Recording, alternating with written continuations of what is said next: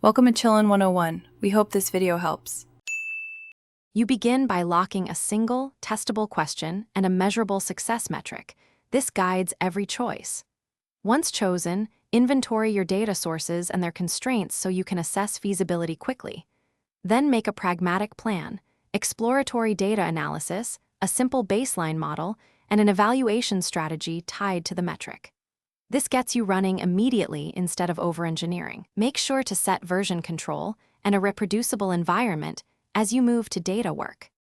You now clean and explore with purpose. Identify missingness patterns, outliers, and potential leakage so your model learns true signals. Once done, engineer features that map to the problem and test them against a baseline. This shows real uplift. Use cross-validation and holdout sets to validate performance and log experiments so you can reproduce improvements. Make sure to track resource use and latency constraints while tuning, because production demands often dictate model complexity. You deploy the model with a clear interface and tests so predictions are reliable from day one. After deployment, monitor performance metrics and data distribution. Set alerts and thresholds tied to your success metric so you catch regressions early. If issues arise, follow a runbook.